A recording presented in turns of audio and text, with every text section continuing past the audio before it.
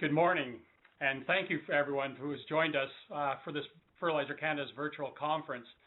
Ideally, we would have liked to have had you meet you in person at our August AGM, but as you know, the pandemic hit, and so here we are today. But instead, we're going to have some really stimulating discussion with leaders from the agricultural community, 4 key organizations.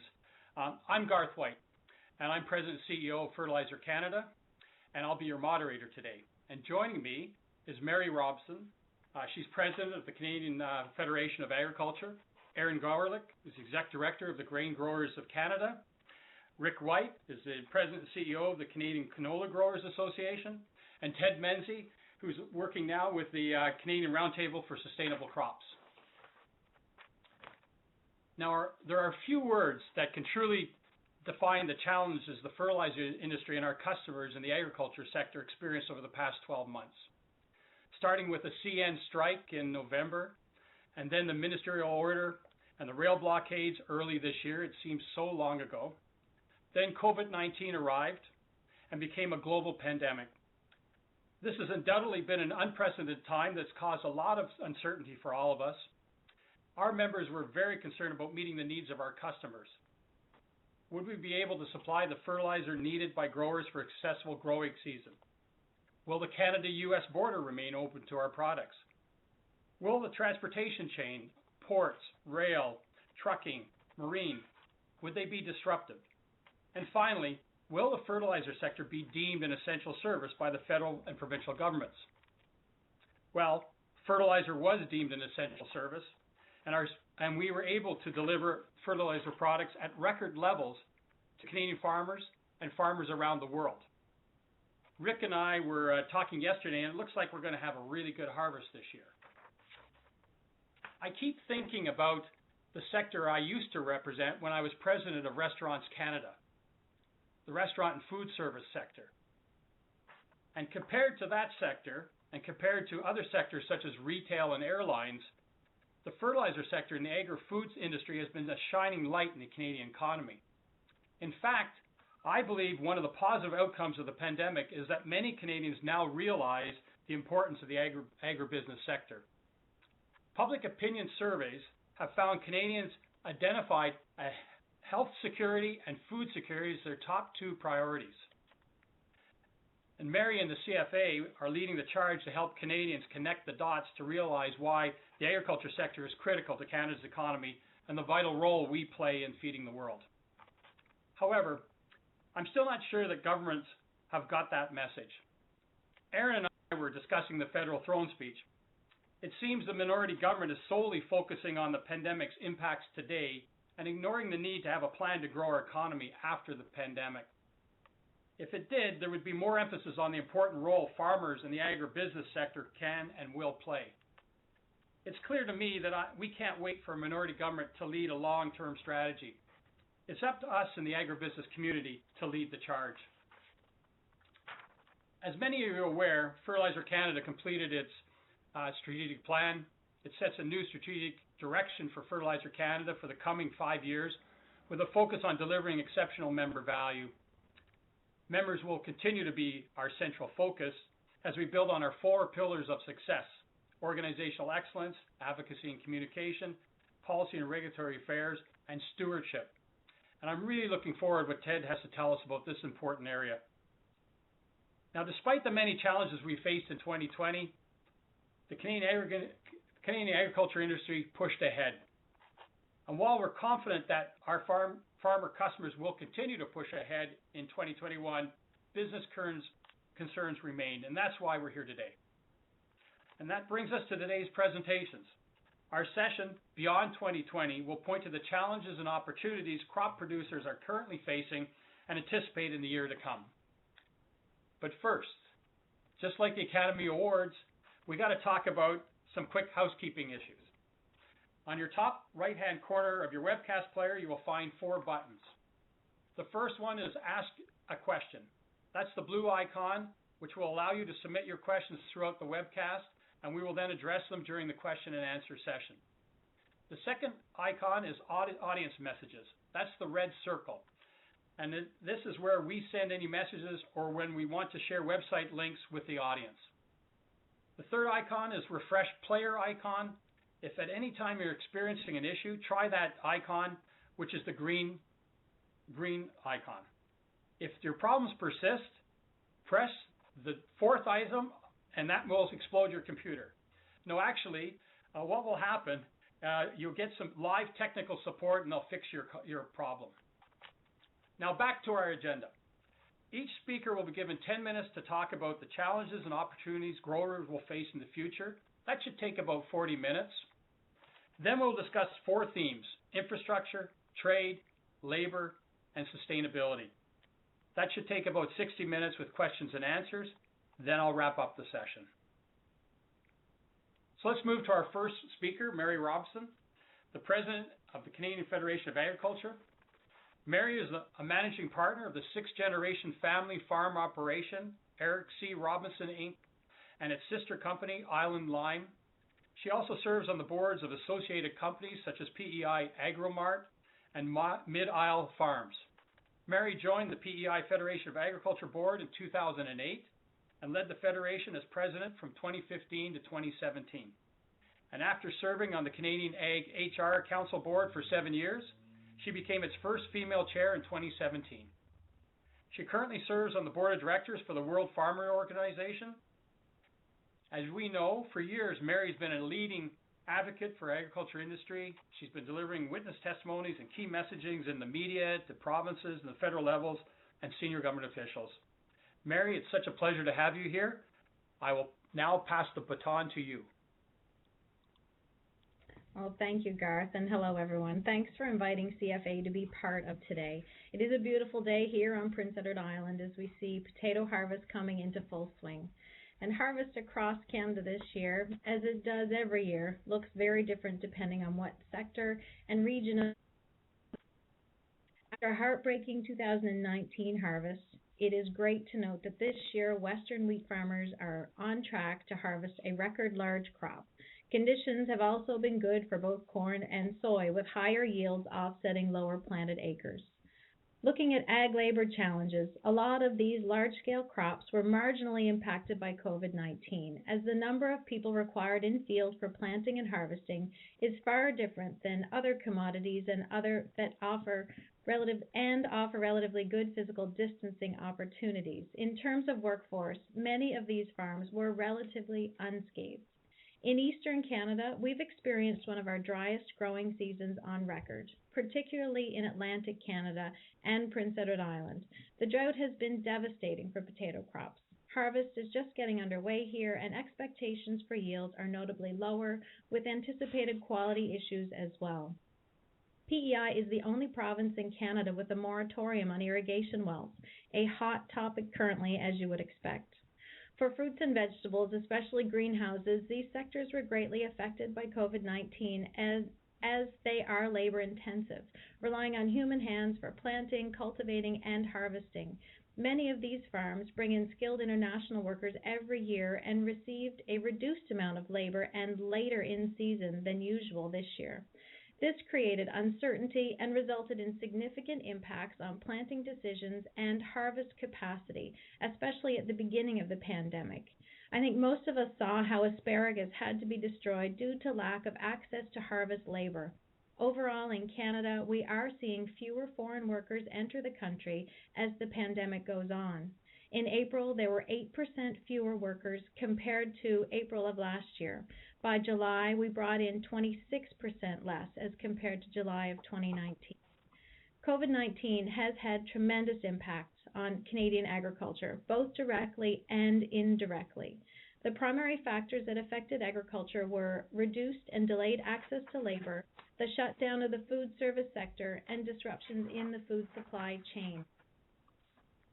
Given that 30% of food consumption occurs in the food service sector, the shutdown caused a sharp and severe drop in demand for many products, forcing farmers to make huge, costly pivots.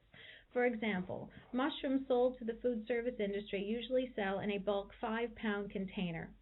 With the almost complete loss of restaurant demand, these farmers had to change their entire packaging operation to focus on 6-ounce packages that we find in our grocery shelves. In potatoes, processors cut the total size of contracted acreage this spring by 20 to 25% due to plummeting French fry sales caused by mass restaurant closures in Canada and abroad. Processors and farmers were left scrambling as French fry markets dried up and storage space was no longer available for the incoming crop. There are stories like this across all of Canada for many, many commodities. Disruptions in the supply chain are perhaps best shown through the beef sector. Canada's beef processing is highly centralized, with the lion's share of processing happening in Alberta. While these facilities have become incredibly efficient, COVID showed us never-before-considered fragilities brought about by the close quarters both at work and at home for many of the plant workers. As we all know, a Cargill plant in Alberta shut down due to COVID, and that one facility processed a third of all of Canada's beef. With such a sharp reduction in processing capacity, ranchers were forced to keep animals that were ready to go to market on farm far longer than planned. These animals obviously needed to be fed and cared for, with more animals coming along behind them with no place to go either. These unexpected challenges came with significant costs and uncertainty for ranchers' business plans. Many feared that they would have to cull their animals as the costs were mounting up and uncertainty continued to loom. I am relieved to report that many of these issues have lessened greatly as the pandemic has evolved. Increased retail sales have been good for some sectors, such as greenhouses, and the partial reopening of the restaurant sector has alleviated some of the pressure felt by packing houses and processors. As we move forward into reopening and recovery, there are a few key issues CFA is pushing forward to not only try and create a more resilient sector and food supply chain, but to help unleash the potential Canadian agriculture brings to economic recovery.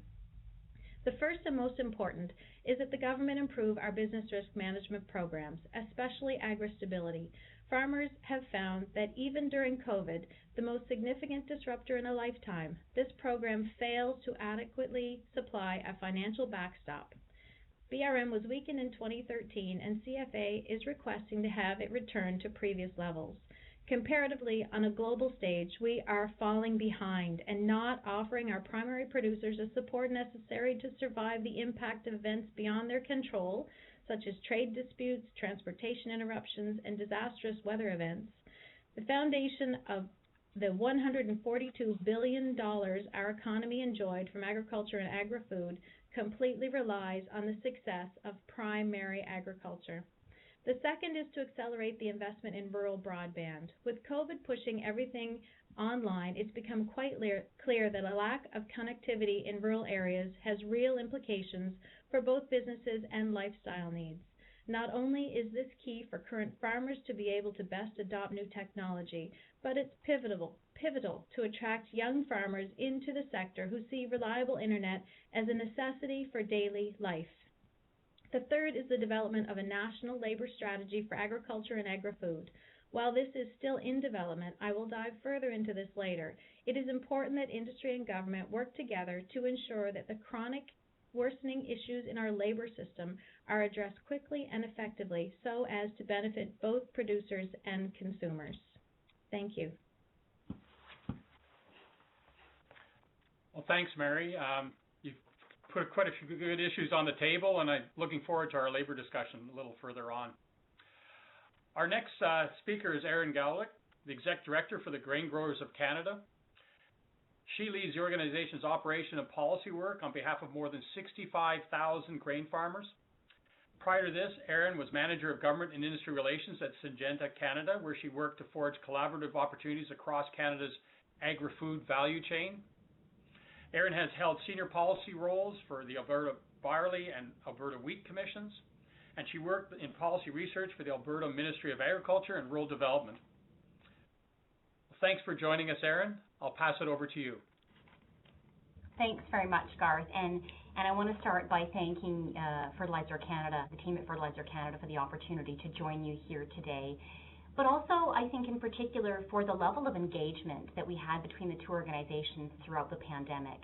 You know, as you can imagine, shortly after we were all told to go home and self-isolate for an undetermined period of time, our farmer members were growing increasingly concerned about whether or not they would have access to fertilizer in time for spring seeding. So the team at Fertilizer Canada, and Garth in particular, and Clyde Graham, kept the lines of communication open and provided me with the information I needed to update my members on our weekly COVID calls. So in the end, product was shipped across the country in time for spring seeding, and I think that that engagement and that level of communication really speaks to the value of the partnerships between organizations like Grain Growers and Fertilizer Canada. So thank you. I think just providing a slightly different perspective with respect to harvest for grain, pulse, and oilseed farmers across the country. Overall, we see that harvest is progressing fairly well across most of Canada for our members. After a late start to seeding in many areas due to what we refer to as last year's harvest from hell, which Mary touched on, where tens of thousands of acres were left unable to be taken off and had to be harvested this spring. Things are mainly back on track. It was also a wet spring in many areas of the country, and that further contributed to the late start. For the most part, the weather has been cooperative this summer, although many areas of the prairies have had long stretches of cool, wet weather followed by hot, dry weather, which did impact yield potential. Much the same for parts of Ontario and Quebec, who chased a fairly good spring with a lot of hot and dry weather until close to harvest. We did see a number of extreme weather events across the country. In areas of western Manitoba, for example, they received up to 10 inches of rain in 2 days, causing localized flooding and crop losses.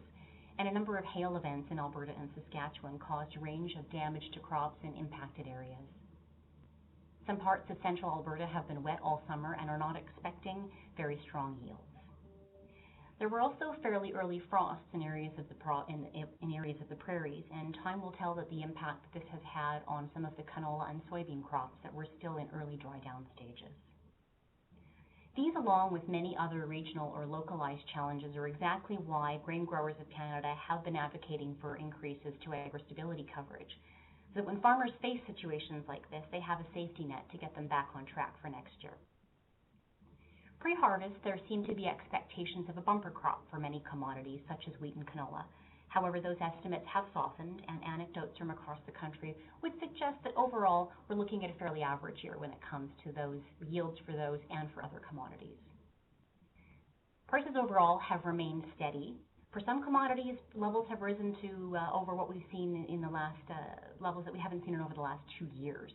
However, many of those increases are extremely volatile and have been largely driven by speculation of shortfalls in China, where they have been making a number of large purchases from the U.S. There is no guarantee that it will be long-term growth, however, as there is a belief that they may be stockpiling for a second wave of COVID and also making purchases to meet the requirements of agriculture purchases with the United States to avoid tariffs on other goods. While we are hopeful for cooperative weather for the rest of this fall in order to get the crop off, our members still face considerable challenges when it comes to trade and infrastructure, some issues that we'll be talking about later on in today's session. In terms of our priorities for the Grain Growers of Canada over the next 6 months, when we came together as a team in the latter part of 2019 to determine what our policy priorities would be for the next 6 months, I knew that whatever they were, we would be best positioned as an organization to advance those files by putting more farmers in front of policymakers more often. And that quickly became my mantra, or my slogan, as my members well know, for 2020, to put more farmers in front of policymakers more often. And then COVID hit, and I had to tell all of my farmer members to stay home. So while policymakers were rightfully seized with the pandemic, we as an organization had to find new and creative ways to get our issues out in front of them. So about 4 months ago, we launched a podcast series called Fireside Chats with Erin, and every couple of weeks I get to sit down with a policymaker or an industry influencer to discuss issues that are important for our grower members. We have recorded 10 episodes so far, and there's no signs of slowing down. We've had an opportunity now already to sit down with leaders like Peter MacKay, Erin O'Toole, and Murad Al-Khatib, among others. And it's my hope that our farmer members are listening to these conversations while they're out on the combine this fall. In anticipation of this year's Speech from the Throne, which took place last week, Grain Growers released our Speech from the Combine. It's a 7-minute video which was shot on our chairman's farm in Olds, Alberta. If you haven't already seen it, I invite you to look it up. You can find it along with our fireside chats on GGC's YouTube channel.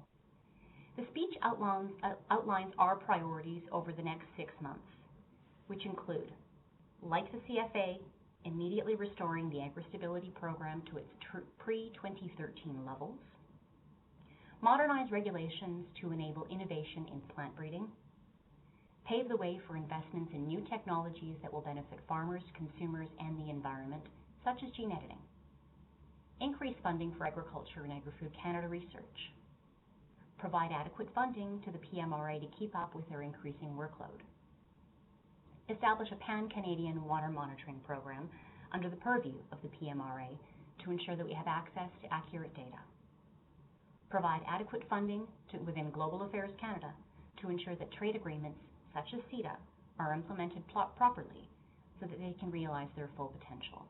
And then finally, like the CFA, expedite a new national target set out in the budget 2019 to deliver high-speed internet to every Canadian home and business across the country. When grain grower members met in 2018 to establish a new strategic framework for the organization, one thing that they felt that the organization was uniquely positioned to do was to educate the government on the business of a modern grain operation.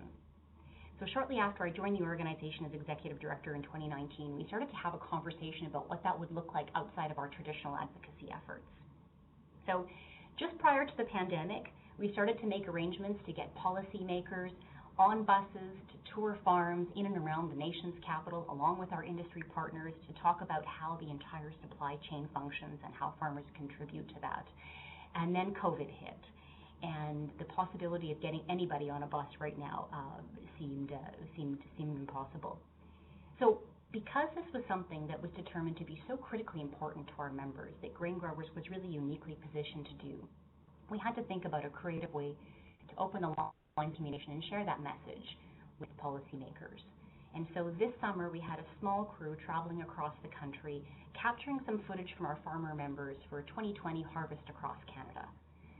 There they're going to be talking about what it takes to get a crop in the ground, how they protect and nurture that crop throughout the summer months, what harvest looks like, and then some of the challenges that they may face come harvest time, including market access issues, which I know Rick White is going to touch on. We're going to be premiering that video during our National Grain Week 2020 this year, which is November 17th, 18th, and 19th, when we take what would normally be our traditional advocacy efforts of bringing farmers to the nation's capital to meet with policymakers to a virtual platform much like this, to share that video message and continue to have our face-to-face interactions with policymakers and industry partners. I suppose if there is a silver lining to the pandemic, I think it has encouraged the team at Grain Growers to think about new and creative ways to engage with policymakers and industry partners. I'm taking the speech from the throne as, a speech from the Combine, our version of the speech from the throne, as an example of this.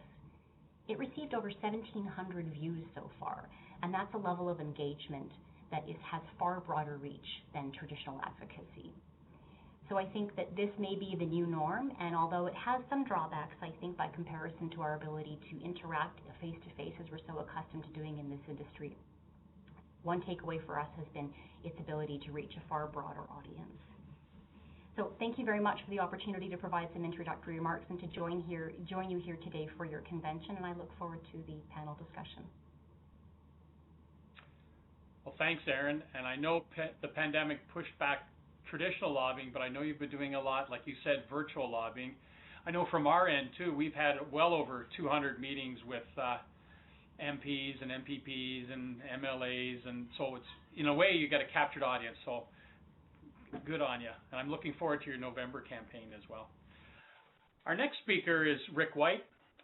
Rick first joined the Canadian Canola Growers Association in 2003 as Director of Policy Development, and where he was responsible for national policy development and advocacy activities of the organization. He was promoted to General Manager of the association in 2008 and President and CEO in 2014. In his position as CEO, Rick is responsible for the overall management and operations of the Canadian Canola Growers Association. This includes the development and advocacy of agricultural policies at the national and international levels, and managing the administration of the Advanced Payments Program, which issues cash advances to loans to farmers. Very important. Rick, I'll pass it over to you. Thank you very much, Garth. An absolute pleasure to be here, and I'll reiterate thank you to you and to Fertilizer Canada, your team there, for this event. It is very important for us to keep talking and continue talking about agriculture during these times of challenges and opportunities. And so congratulations and a big thank you to you and Fertilizer Canada for hosting this. I'm going to start just quickly on the canola harvest specifically. The harvest for 2020 in canola is progressing quite well, at least compared to last year when we had large volumes of canola left out in the field over the wintertime. This year we had hot, dry conditions throughout August, and there have been a few early frost events that have created some uncertainty regarding yield, and there are some instances of higher green seed expected in later seeded crops. Statistics Canada is currently forecasting a 19.4 million ton crop of canola production for this year, which is just very slightly smaller than it was last year at 19.5 million tons. But we're still 6% smaller than 2018, which is 20.3 million tons. So we're down a little bit, but farmers have choices, and it's the market at work. Regarding harvest progress for canola, it certainly varies by province. With the warm and dry September days, that has helped to get the canola crop off the field and into the bins, with the exception of northern Alberta, of course, and the Peace River District, where once again they continue to face poor harvest conditions up there. Now, these numbers of the canola harvest are from last week, and a lot happens in a week, but the new numbers are not due out until tomorrow. So I'll give you where we're at in Manitoba. As of last week, 78% of the canola had been harvested at that time. In Saskatchewan, 61% of the canola had been harvested last week. Alberta, further behind, 26.1 of the canola crop there was harvested as of last week. But again, those numbers have changed significantly, and that's what occurred last week. So we'll look forward to where we're at in the next day or two in terms of harvest progress. On COVID-19 pandemic, was it a challenge for canola growers? Well, I guess the short answer is canola was relatively unaffected by the spring COVID health orders in general. Could have been a heck of a lot worse. Agriculture being deemed an essential service was key to ensuring borders remained open to our products and supply chains continued to function efficiently. Crop inputs such as seed and fertilizer, fuel, crop protection products, etc., they were delivered in time for spring planting, much to the relief of farmers. And the demand for canola was strong despite the potential for multiple demand shocks. For example, restaurant slowdowns, shutdowns, but EU biodiesel market. Those are significant shifts in demand for canola. And the rail system efficiently and effectively moved product to port and exports, regaining lost ground totaling 10.2 million tons in 2019-2020, which we were quite worried about. But the rail capacity issue, given COVID, freed up a lot of rail capacity for the movement of commodities in general and canola specifically. So there were no issues at that time, but that will be short-lived as we make our way through this pandemic.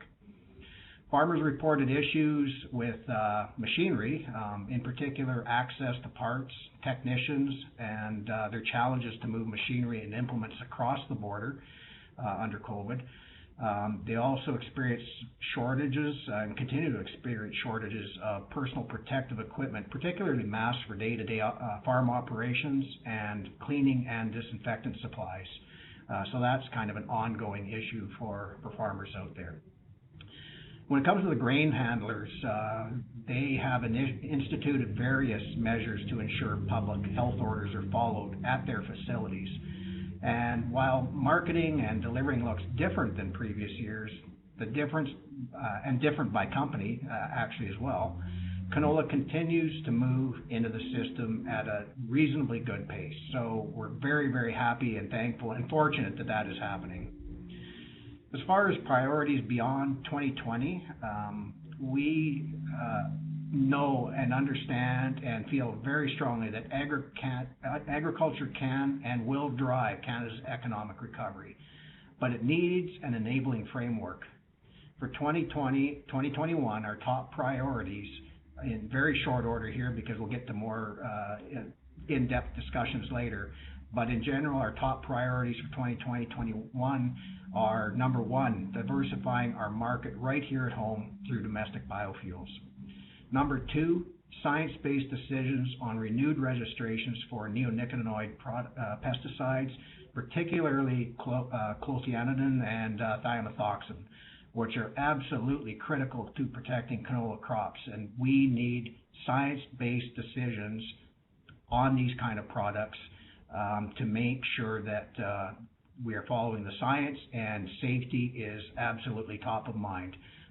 And we are pushing the government and expecting the government to make a science-based decision on those two products in particular, which are coming up for final decision here very soon. The third area, we need full access to China for canola seed and improved market access in Asia overall. We more broadly, and I'll repeat what Mary and Aaron both talked about in their remarks, more broadly, canola farmers continue to seek enhancements to the agri-stability program because we need that program to ensure there's an effective safety net program to help farmers manage their risk, especially during these very trying times of rising uncertainty. And we've been working continuously as a group, and we are united as farm groups that this is a very top priority to get that program more meaningful for farmers. And right now it is lacking in that area. So that is a very high priority as well. So I think I'll turn it off there for now, Garth, and turn it back to you. And again, thank you very much for the opportunity, and look forward to the discussion as we go through the morning here. Well, thanks, Rick. Your members and your perspective is really important, and we really appreciate it. And we look forward to working together with our Joint for Our initiative as well. Our final speaker is the Honourable Ted Menzies. Ted was the Conservative Member of Parliament for the Alberta constituency of Macleod from 2004 until 2013.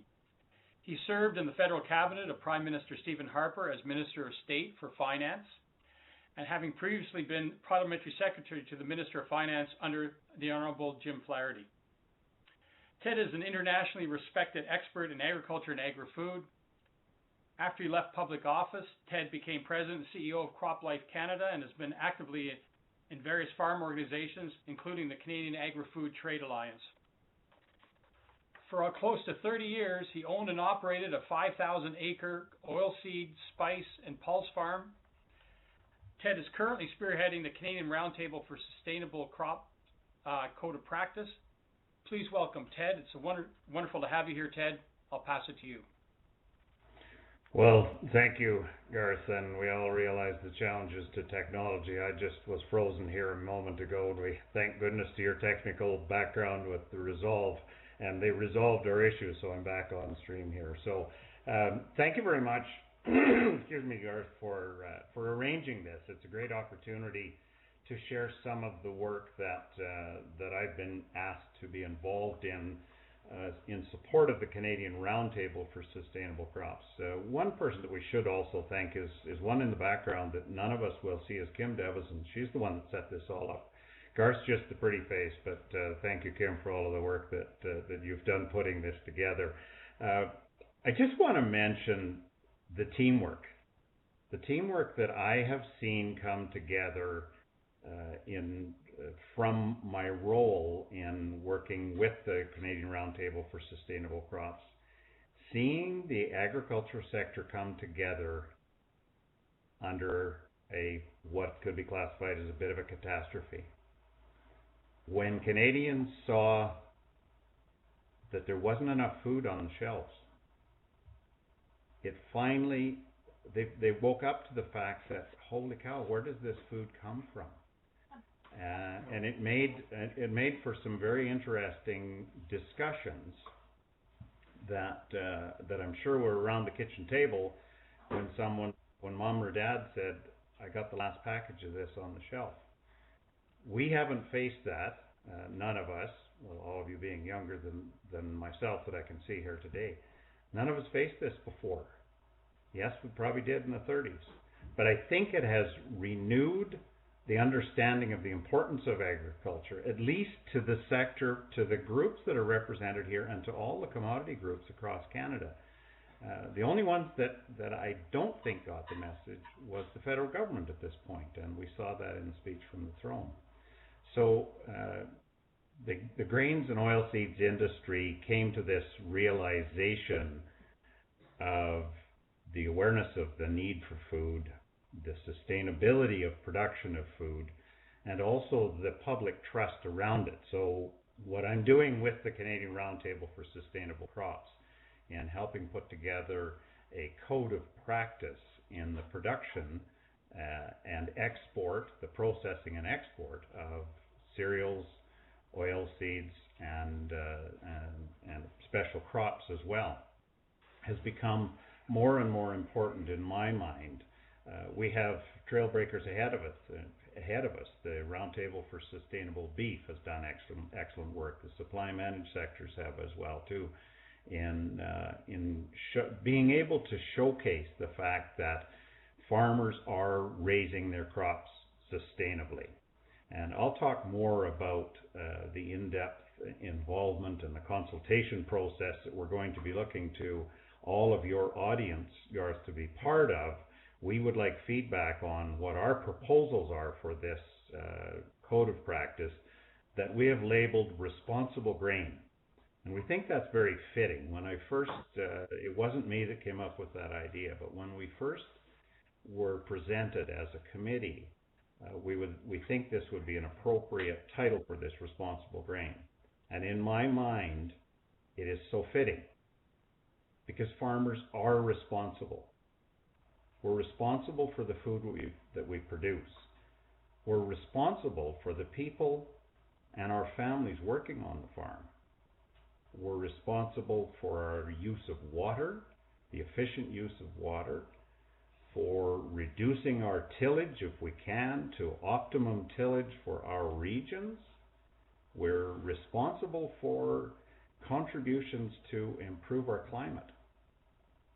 And we've done that. We've changed our practices. We've accepted, and not just accepted, with open arms, we've taken in new technologies that have improved our greenhouse gas emissions in agriculture, the way we conserve water, the way that we're producing more food off of the same amount of land. And this can be extrapolated out to the forestry industry as well, very similar. They're doing more with what they have. And this, we think, is very important. And as I say, I'm more than pleased with the partnership, the consultations that we've had. Our team that, when Canadian Roundtable for Sustainable Crops heard the results of the public trust consultations led by Chantal Donahue and Kim McConnell, they realized that we needed to put forward a strong plan. The grains and oilseeds sector needed to put forward a strong plan that showed the public that they can trust what farmers are doing because of what we are doing, because of the improvements we have made. And so this group was put together as an overarching committee. And we have what I refer to as 4.5 farmers. We've got 4 active farmers, and I'm a retired farmer, so we'll put me in as half. We have the export industry, the input suppliers, the processors, the food wholesalers and retailers. We have non-governmental organizations that are working on this, that sit on this committee that is working on consensus. We have government support from AFSC, and we have an academic on our committee. So we're working together to put forward a plan, and I'll elaborate a little bit more on that plan. We have an extensive, albeit not face-to-face consultation, as every one of us is dealing with. We have a consultation plan that will be starting after harvest, and we certainly hope, according to Rick's comment, that we're going to be done harvest a little earlier.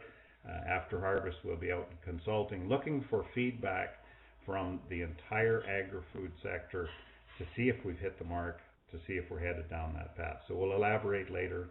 Thanks for the opportunity, Garth. Well, thanks, Ted, and I love that term, responsible grain. It covers a lot of things.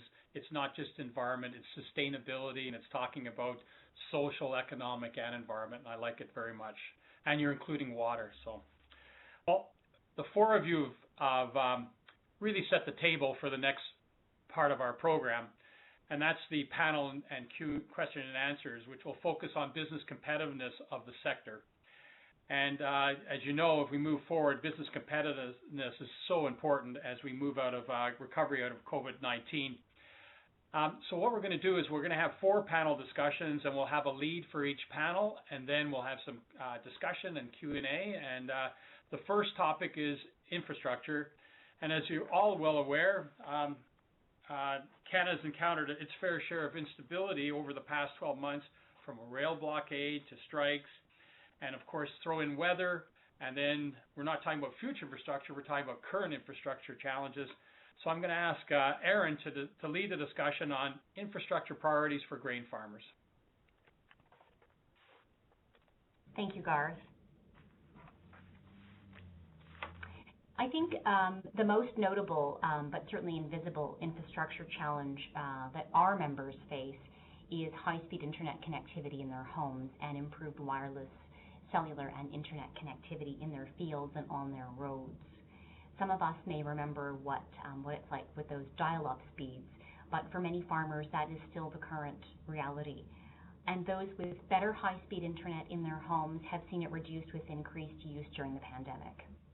Anybody that has driven through a rural area in this country knows how often you lose service and how difficult it can be to make a call or send an email. Many farmers are familiar with the various spots in their field or where they can stop along the road to make a call. And when you consider that farmers are running businesses in these circumstances and trying to connect with the technology in their equipment, the situation is becoming increasingly untenable. While we were heartened to hear that the government had stated that they plan to accelerate the Universal Broadband Fund with the goal of ensuring that all Canadians have access to high-speed internet in their homes, that is only half the puzzle. Further, governments of all stripes have been saying this for years. Don't get me wrong, this is a hard problem to solve. It involves inducing the major telecoms, for example, to spend money in areas that aren't necessarily very cost-effective, or having government directly supporting smaller providers who may not necessarily be well-liked by the big players, who are forced to let them piggyback on their infrastructure. It involves smarter spectrum policy that emphasizes the rapid release of large amounts of spectrum on a cost-effective basis. If this were an easy problem to solve, it certainly would have been solved by now. However, it is not a reason to give up. If COVID has shown us anything, it has shown us now, more than ever, connectivity is critically important. The cutting-edge tools available in today's agriculture world, which help us to reduce inputs, produce more crops on less land, are only as good as the connections that they have. If agriculture is going to be a driver of the recovery, as Garth indicated it was very well positioned to do, we all know that it's going to require the technical infrastructure that can support that to happen. We must build the infrastructure to ensure that we remain competitive as a trading nation. We need to ensure that we have the infrastructure to move goods and digital services efficiently. The second infrastructure priority for grain, pulse, and oilseed farmers is rail and port infrastructure. The Crop Logistics Working Group has identified a key challenge to the economic growth of this country and has suggested that the federal government should focus its agricultural investment efforts on the Port of Vancouver in particular, and those locations in the BC Lower Mainland that serve as entryways and logistical management hubs for traffic designated for Vancouver. As growers, we fully support this recommendation. Sustained strong demand from global markets such as Asia has increased demand on Canada's west coast, specifically to the Port of Vancouver. Having this strong demand creates great potential to increase Canada's agriculture exports to global markets. Unfortunately, Logistical issues in recent years have somewhat tarnished Canada's reputation as a reliable shipper of quality agricultural products, and there has been insufficient infrastructure investments to date to alleviate this issue. Some of those problems have been somewhat out of our control, as Garth said, although one could argue that a little more political will may have remedied the strikes and the blockades. While we are supportive of investments to increase capacity at all ports in Canada, the Port of Vancouver is one where demand has clearly exceeded the existing capacity. This is largely due to logistical bottlenecks that are likely to increase as new terminals come online, increasing the capacity at port, but not matched by the infrastructure to get the product there. Within Vancouver, there are logistical bottlenecks that need to be addressed both on the North Shore and on the South Shore of Burrard Inlet, but the issue is most acute on the North Shore. From the 26 million metric tons of grain that go to the Port of Vancouver every year, 49% of the grain moves specifically to the North Shore. Demand for an additional 115,000 grain rail cars annually is projected for the North Shore, with G3 and Fiberco entering the marketplace. This is in addition to another half dozen or so recently completed or planned capacity increases. All of this product has to travel through the Thornton Tunnel and across Second Narrows Bridge to reach the North Shore facilities. According to CN, demand is going to increase from 16 trains per day to 27 trains per day transiting through Thornton Tunnel and the Second Narrows Bridge to the North Shore once these announced infrastructure investments are completed. Current and planned infrastructure investments will not allow for this corridor to accommodate this level of traffic. In addition to major capacity improvement for access to Burrard Inlet terminals, the government should take a close look at infrastructure and process improvements that would increase efficiency of entry of rail units into the Vancouver area.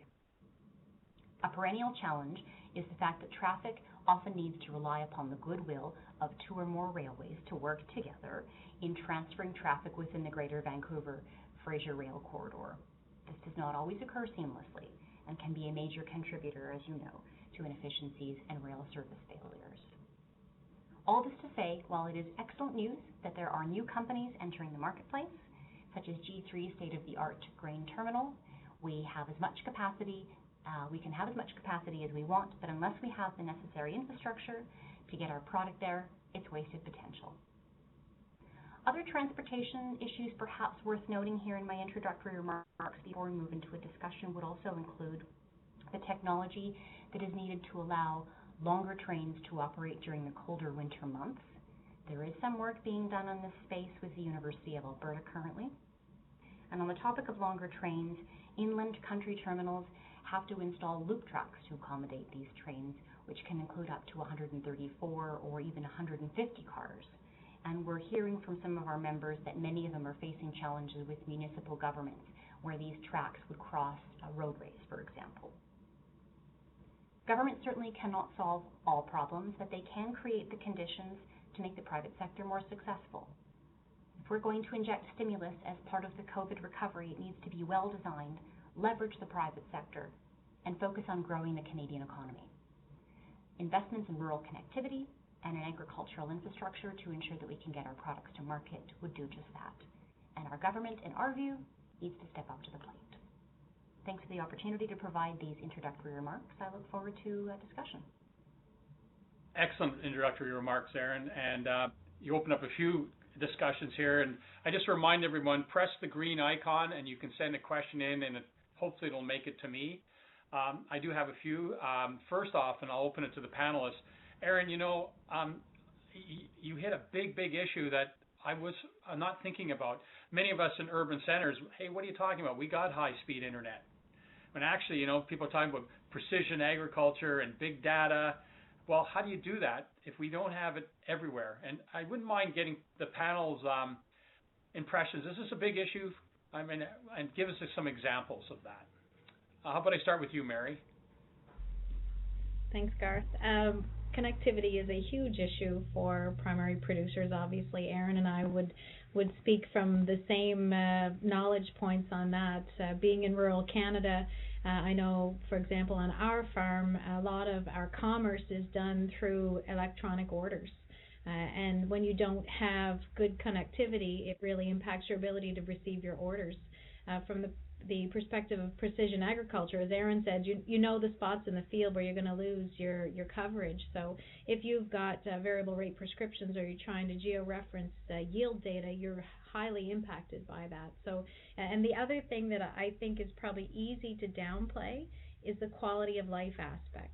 So as we try to encourage people to move to rural Canada, I've got teenagers, and if I told them I was moving to a place and they had to come with me, and there was no Netflix and there was no Snapchat and all the other apps that they rely on, I would have a mutiny.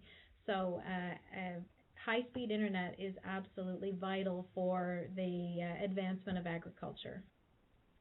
Well, and you'll be talking about shortage of labor, and that's another big issue, right? Anybody else want to comment on that one? Maybe just I'll jump if I can. Ted and then Rick. Yeah. Sorry, Rick, didn't mean to butt in front of you.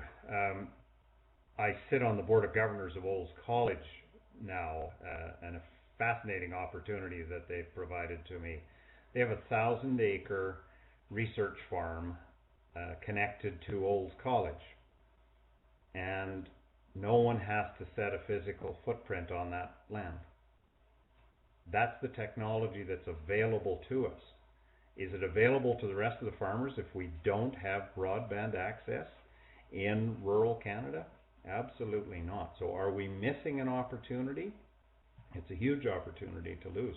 When I was a member of Parliament, I had many parts of my riding that didn't have access for safety, for an EMS, to call the police when there was no landline. When you're out in the country, you couldn't access a safety call, a security call, a police call, and so that's very important. To Mary's comment, it's peace of mind. It's encouraging people to move to rural Canada to have the same access that you do in the city. It's so fundamental to food production that it can't be overemphasized. And the more of us that raise it as an issue, the more chance there is of it's a challenge. There's no doubt about it, but it needs to be addressed. Rick? Yeah, I'm just going to comment. Absolutely, I agree with everything 100% here. This is infrastructure that's required for rural Canada, and particularly farmers. Every time we redo our website, for example, we have to keep in mind that some farmers are still on dial-up. So you have to revamp everything to the kind of the lowest common internet access connection. Our business of administering the advanced payments program, we could do so much more, but we're restricted in access and farmers to access higher end, higher data consuming services that we would like to provide, but we just know lots of them can't utilize it. You touched on machinery. There's other things like farmers are already somewhat and significantly isolated individuals out there running their businesses. They need to be connected in many ways for their mental health, for educating each other, YouTube videos, helping each other out, bringing that sense of community. And I think there's a significant gap in the technology that would open these things up and provide better environment for them to work and live in general. Well said. I'm going to throw time for one more question in this panel, and let's move into the traditional infrastructure. And of course, every year, if we don't have weather, we've got something going on, and it almost seems like I don't know. I guess my question is this: can we leave it up to the Department of Transportation to have a long-term view on our infrastructure plans? Will our infrastructure have to expand? I say yes, if we're growing 2 to 3% per year and they're looking at us to be a powerhouse. We need a long-term plan of 10 years. And how do we do that? Who's going to do it? I didn't plant this question. I know it's a biggie. Who wants to start? I'll maybe kick it off, Garth, if you don't mind. I mean, I think we need a much longer than a 10-year plan. I think we need 50-year plans, and we're talking rail infrastructure, port access, and trying to visualize what kind of capacity we need in this country to move all the products that farmers grow and export around the world. We are an export-oriented nation, and we need to look 50 years down the road and start investing now for the longer term, and that takes a lot of vision and it takes a lot of dollars, and I think there's a significant role for the government to play along with the private sector, i.e. Trucking, roadways, provinces, and the industry, private industry in terms of railways and port terminal capacity. Anyone else want to take a jump at this?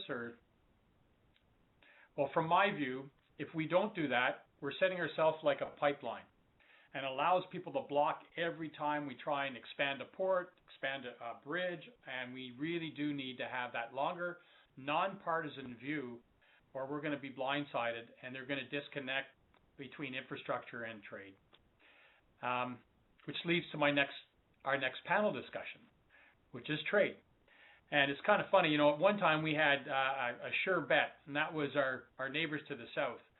They're a wild card right now. We're not sure what they're doing. China's a wild card. Where do we go from here? And I think, as you mentioned, Rick, we're a trading nation, and especially when it comes to grain. How about you kick off our next panel, which is on trade? Great. I'll do that. And thank you very much. I'll focus on canola issues related to trade, and it somewhat applies to grains and oilseeds in general anyway, but I'll focus on canola. And 90% of canola is exported from this country in the form of either seed, oil, or meal. So we are reliant on export movement in a big way in this country for canola. And a rules-based, predictable trading environment is central to multilateral and bilateral trade for us.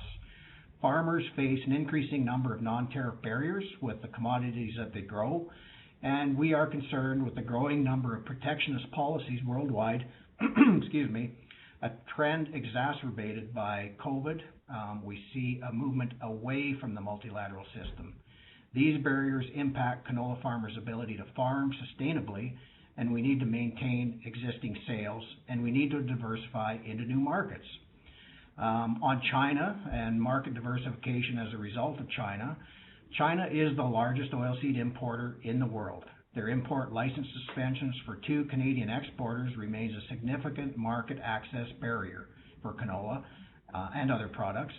And the 1% dockage restriction increases the cost to farmers, and it increases the export risk for the handlers for ongoing sales. Full access market for seed is required to enable growth in our sector and for canola to meet its full potential. Exports to China continue to lag at 1.86 million tons in the 2019-2020 crop year. That is 40% lower than 2018 and 2019. Exports are behind the 5-year average and remain a limiting factor to the canola sector's growth. But on a more positive note, oil and meal exports into China remain relatively strong. The loss of the China market highlights the importance of market diversification domestically through biodiesel and globally through export markets. The Asia-Pacific region holds potential for seed, oil, and meal. There are several challenges in accessing Asian markets, as well as rapidly evolving regulatory requirements that create risk for new trade barriers. More effort to prevent and resolve market access issues in Asia is required to enable exports, and CCJ is asking the government to commit additional resources to the region. For example, we need a full-service trade office in the Asia-Pacific region. When it comes to the United States, another the biggest market for us, canola farmers were encouraged by the implementation of the Canada-United States-Mexico agreement. The U.S. is a critical market for canola and its value-added products, accounting for 70% of meal and 56% of our oil exports in 2019. Despite ongoing trade tensions, CUSMA upholds our integrated North American agriculture market and provides much-needed market certainty to farmers. Trump can no longer call it the worst agreement ever, in our view. CCJ trade objectives were met in CUSMA. The agreement builds on and strengthens NAFTA. Duty-free access for canola seed, oil, and meal was maintained. Language on agricultural biotechnology was added, and improved access for margarine was secured. It also provides various provisions to advance trade, such as the creation of a committee on agriculture, commitments to cooperate internationally at the WTO and Codex, and advancements of science-based decision-making. We recognize that uncertainty still exists, and we are watching the outcomes of the U.S. presidential election closely. While U.S. trade-related tactics may change post-November, we don't foresee a significant departure from the current American First trade policy or a thawing of the U.S.-China relationship. Maintaining bilateral dialogue between federal and provincial state governments and industry will remain important no matter the outcome. Quickly on the European Union, just to wrap this one up, the European Union has emerged as a large market for Canadian canola seed. They've been absorbing a lot of the lost sales to China, but there remains work to be done to ensure the market is sustained and farmers' access to innovation is protected. September marked the third anniversary of the Comprehensive Economic and Trade Agreement between Canada and the EU. Further work is required to ensure Europe meets the spirit of CETA and for Canadian agriculture to fully benefit from the agreement. Specifically, canola growers in Canada need predictable import tolerances for deregistered crop protection products and biotech approvals. We are calling on the government to embark on a Team Canada approach to ensure solutions are discussed in a systematic and high-level manner. I'll leave it at that, Garth, for questions. Great. I've got one coming in. I'm going to wait and get some more. Just press that green button. But I'm going to ask all of you, how preoccupied are your members with this issue? I mean, it seems like we get blindsided by China, or then we get blindsided even by the U.S. Gosh, it's been ongoing on the lumber side. Forget about it. They just do it for mischief. But how preoccupied are your members, Mary, with this issue? Oh, it is pretty important, and one of the big things that we're doing right now at CFA is we've undertaken a campaign to push the needle, move the needle on BRM, and we're highlighting the Dominic Barton report from, I think, 2017, where Barton identified that with the proper type of investment and strategy, Canadian agriculture and agri-food could increase our exports by $11 billion by 2030. So when we look at the potential for exports and how we're being held back now, it's a big concern. We think that as we shift out of the day-to-day of COVID and the impacts it's had on us and look further down the line on the horizon at our recovery, we know that agriculture can play a huge role in economic recovery, and we're basically pushing government to recognize that. We understand within Cabinet there's very poor understanding as to the potential agriculture offers to the economy. And Aaron, good point, Mary. I totally agree, and we've got to look at this. But I don't want to put Aaron on the spot. I'll say the panelists. How's the government doing in terms of? I know they're getting the agreements, but I mean, how are we doing in terms of trying to open up new markets? Well, and I think, thanks, Garth, I can start, in terms of our members' perspective on this, as Rick indicated, the vast majority of what our members grow moves into the international marketplace. And so when the place on which you sort of derive your livelihood is becoming an increasingly unpredictable environment, as we see the number of free trade agreements increase, so too do the number of non-tariff trade barriers. And, in terms of government's performance on this, I think what we've seen so far, and what I'm hearing from the value chain associations, is they're working on individual issues that we may be having, for example, in India, in China, in Italy with the European Union. But what we need now, I think, is a more comprehensive strategy to determine how are we as a country, as a middle power, going to begin to sort of navigate in this world where increasingly we're seeing these protectionist approaches to trade, lack of rules-based trade. These are things that a country like Canada relies on to ensure that we have predictable access to the international marketplace. So what is our collective strategy as a country to address this? I agree. I don't have the answer. Yeah. Well, also, do we need a China strategy?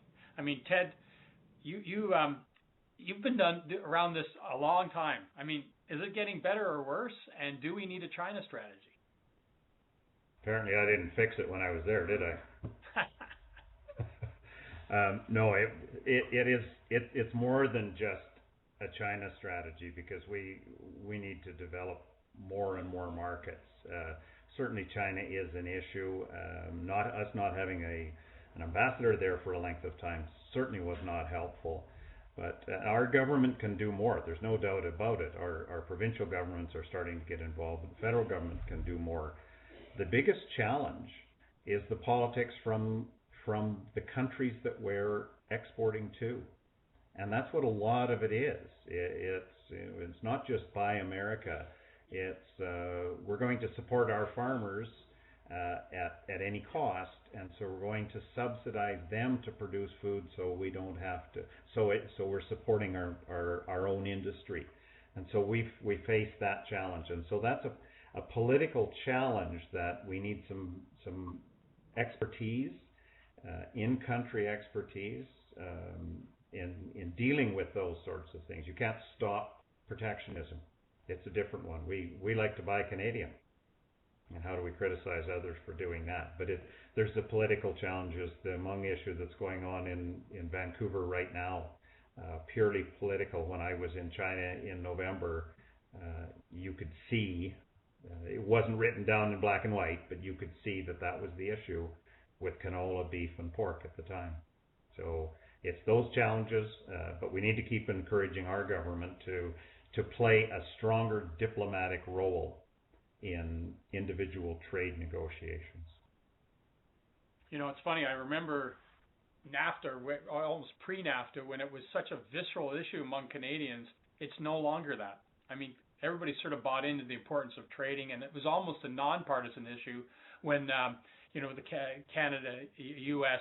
Mexico agreement was being negotiated. It was the parties were coming together. Where do we go from here? I got a question. I think it's a good one. Like down 15 years from now, where are our new markets? And the question I have from Clyde Graham is there potential to increase exports to Africa, given it has the world's youngest and fastest growing population? Wow. What do you think? I mean, is it important to diversify? Is that market there? What are the concerns of going to that market right now? Does anybody have any thoughts on that? Maybe I could start it off, Garth. From a canola perspective, canola is relatively expensive. It's a premium price product. Population in Africa, yes. Would the income support a higher end product like canola oil into their diets? I'm not sure if they're there yet. Long term, absolutely. But I think it's a ways out. But we have other commodities that could be going into there too. But I just thought I'd comment on the canola perspective into that potential market. I have another question here, and it's not necessarily related to trade, but it's a good question. I think I could throw it in here. As an industry sector, what can be done to more effectively educate urban Canadians to ensure they understand the importance of agriculture and agri-food and become advocates of our industry sector? And then the question is, and this is a lob here, I think, do the panelists believe this is important? Mary, do you want to start on that one? Yeah, it's a little important, I would dare say. And Garth, I want to take a second to thank your organization for being partners of CFA and supporting us, and in particular in the campaign that we've embarked upon. The first phase of our campaign was really focused on GTA, Vancouver, and Halifax to increase the awareness about what agriculture brings to everyday Canadians beyond food. And not only is it important to have people understand that for the obvious reasons, but ultimately we're in a situation where we have public trust issues, and a lot of those seem to have their feet planted in the fact that most Canadians in urban centres are well removed from actually having an on-farm or a connection to a farm experience. So the more buy-in and understanding we have from the general population, in particular urban Canadians that hold the power of the vote, that is very, very important in the eyes of CFA as we try to get government to make the proper investments and pay attention to the opportunities in agriculture.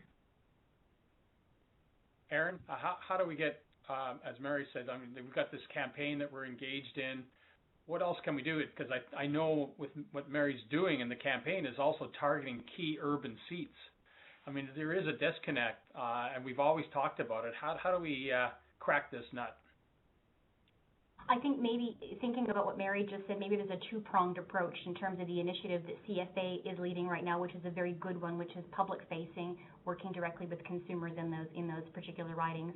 And the other one would be some of the work that we're embarking on in terms of educating policymakers on the business of a modern grain farm. So ensuring that those urban MPs and senators have an understanding of what it takes to operate a modern grain farm and what we need as a sector to realize our full potential. So having that conversation, I think, with urban Canadians, but also ensuring that our MPs and senators from urban ridings have an understanding as well.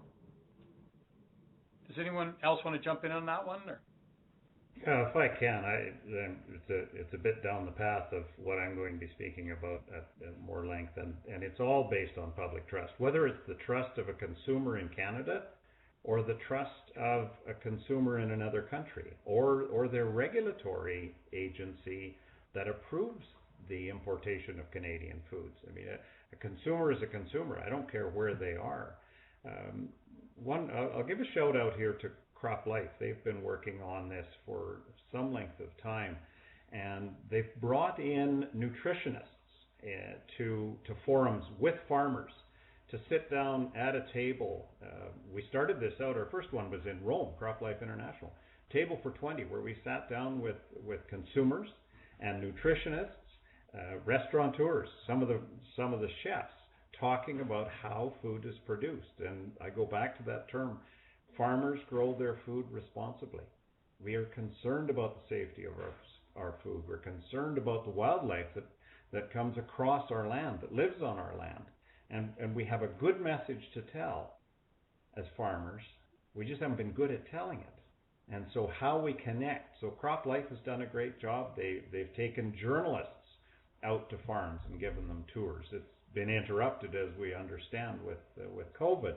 But taking chefs out, and some of the chefs have done, from Toronto's top restaurants, have done some amazing webinars talking about, wow, it was great to see how this food is grown that I present to my restaurant customers. So we can all do better, and the industry associations, the commodity groups can all play a role in that, in encouraging farmers to be proud of what they do and tell people how proud they are of what they do.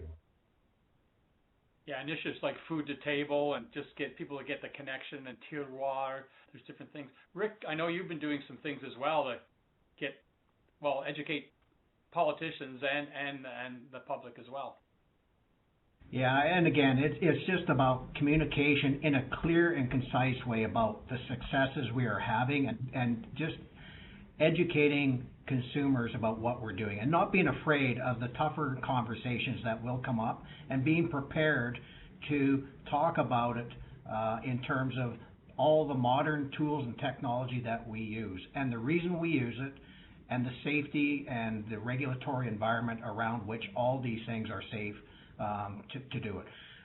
We are so many generations away from the farm in major urban centers, but we haven't caught up to that transition, I don't believe. We are well behind in it, but there's a lot of great initiatives coming out.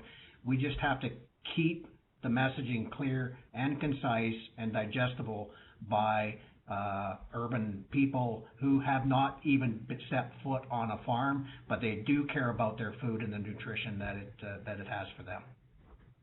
You're bang on, and it's kind of, I was laughing to myself because there are people who call themselves rural, but they're extended communities of the urban, like they're really urban, and yet they become part of the rural vote, and it is a challenge. And it's just, I guess, keep putting the growers in front of them. They're the most compelling, and you see how great, how they care about, as Ted said, about the resource. And the other reason why it's important to educate Canadians is because we need, and this our next topic is labor and shortage of labor. And we got to see what a great, rich environment. I mean, I remember sitting down and saying, "What do you mean about agriculture's low tech? We're the highest tech going," and that's with our policymakers. And so, as you're speaking of both challenges and opportunities, our next theme again is labor, and this COVID-19 unfolded. it highlighted our dependency, reliance on temporary foreign workers, and it brought to the forefront that there's many benefits working in agriculture and that we will need more and more labor in the future. So how about I pass it over to you, Mary, to start talking about labor. Super. Thank you, Garth. You're right. Farmers have been forced to deal with the chronic labor shortages for decades. And as we grow, these issues seem to just be becoming more and more pronounced, creating uncertainty and holding us back from reaching that potential we've been speaking about. In 2018, we contributed $142 billion to GDP. And we employed 1 in 8 Canadians, that's 2.3 million people. From 2012 to 16, agri-food grew by 11%, while the Canadian economy overall grew by 7.8%. When you consider this level of performance was achieved in the face of chronic labor shortages, that's amazing.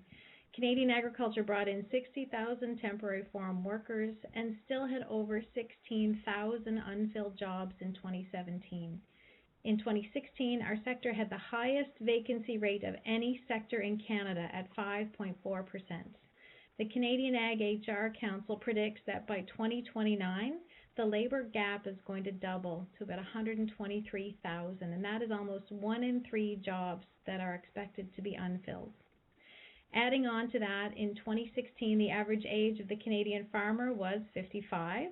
So over the next decade, we're looking at 37% of the ag workforce being forecast to retire. Now, some people will say farmers never retire, but some do.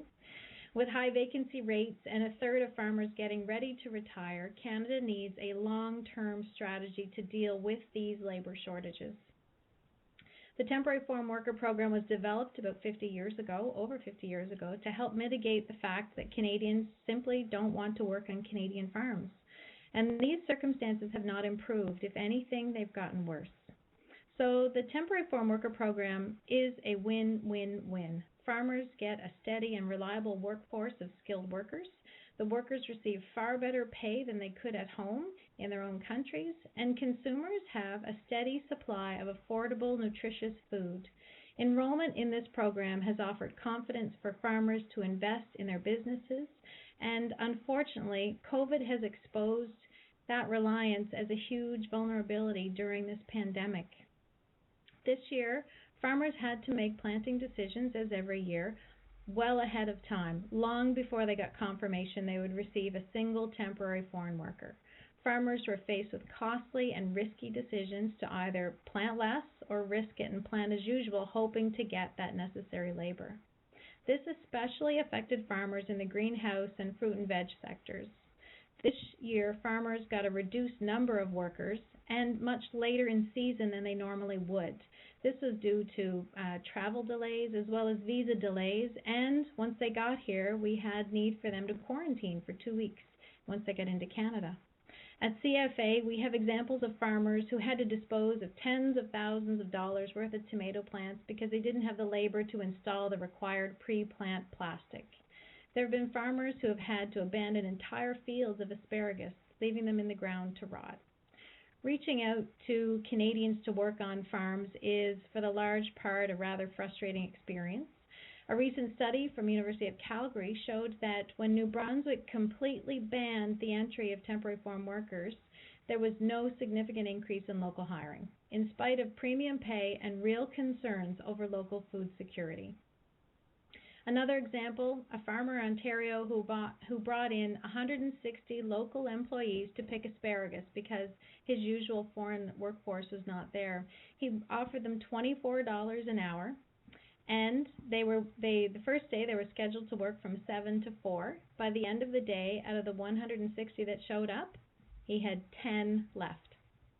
Every year, farmers try and hire Canadians before seeking temporary foreign workers. It's a legal requirement before accessing temporary foreign workers.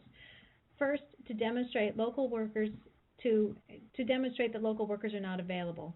And in the 1950s, lack of willing domestic labor was the reason the program was developed. Each year, it seems we confirm circumstances haven't improved but get worse. A common theme we hear is that people would do the work for higher wages. The problem with that is most farmers are simply not in a position to be able to pay more. Not only are farmers price takers, meaning we don't set the prices for our products, but we have seen declining net farm incomes driven by increased expenses outstripping profitability. We continue to hear food prices are low, and those close to primary production know that a disproportionately small sliver of those low prices is awarded to the farmer. All of these issues I have mentioned are why CFA, along with the Canadian Ag HR Council, has been calling for a national labour strategy for Canadian agriculture and agri-food. This strategy is still in development, but some of the key proposal points include investing in priority areas to reduce job vacancies through career promotion, streamlining the temporary foreign worker program, improving immigration options for sector workers, improving skills training opportunities for workers, including human resource management training and certification, demonstrating quality practices, strategic investments to support commercialization of labor-saving technologies and automation, and lastly, that any investments in technology be coupled with a push for rural broadband, as this infrastructure is critical to take advantage of emerging technologies. Focused discussions on a long-term labor strategy, bringing together the voices of farm workers, employers, and all relevant departments and levels of governments, will be critical in helping Canada's agri-food sector become an important economic engine for our country's post-COVID financial recovery. Simultaneously, having a national ag labor strategy will help build greater resilience in Canada's food supply, not only something of value to our domestic needs, but also to help provide food for countries in more dire circumstances. When we look around at the many opportunities in our economy that are struggling due to COVID, we want to pound the drum on the message that strategic investment and planning within our agri-food industry offers our country's brightest opportunity for the greatest return on investment. Through every war, every pandemic, every crisis people have ever faced, they have all had to eat to survive it. Dominic Barton told our government in 2017 that with the right investment, Canadian agriculture and agri-food could add $11 billion to exports. That would make it a larger economic contributor than auto manufacturing and aeronautics combined. Other industries, like auto and aeronautics, may need help to survive this pandemic, but agriculture needs simply to be unleashed to help drive our recovery. And with that, I will leave it. Wow. So panelists, what do we do? How often have we been talking about this? I mean, every sector is talking about a shortage of labor, maybe not now with COVID-19, but, you know, again, if we're going to grow the way we want to grow, we're going to be the economic engine for Canada. How do we deal with this? Any suggestions? Aaron? You might be on mute. I don't know. I am. Is that better? Thanks. Yeah. I want to point out one word, Mary, that you've used that I really like, and I think it really really describes the situation in which we find ourselves right now, and that is the sector needs to be unleashed. We are looking for government to provide a regulatory environment in which we can explore our full potential and the innovation that's required to do that. So I just want to point that out. I like that word, unleashed. I've heard some people say, "Get the hell out of our way." It just it. Yeah. I think too. I mean, the more I've worked with this sector for decades, it's how exciting it is and the menu of jobs. I mean, many people think of just a temporary farm worker job, which is critically important. But my goodness, there's soil scientists, there's ag retailers, there's just so many. I mean, it's kind of like in the old days, I could work on my own car. Now you got to be a computer scientist to do, and look at all the equipment we do, and look at the development and the technology and the manufacturing and just the different marketing, all the different menus of jobs. I mean, Rick, I mean, in canola, it's not just growing canola, is it? What's no? Yeah. There's the manual labor aspect of it, which is a challenge. But there are high tech jobs throughout the entire industry. Even on farm and through all the supporting businesses to farming and agriculture in general. I think it's going to take education again. I think just like we talked earlier about educating consumers, we're going to have to try to find a way to attract quality employment opportunities for people to make careers out of this.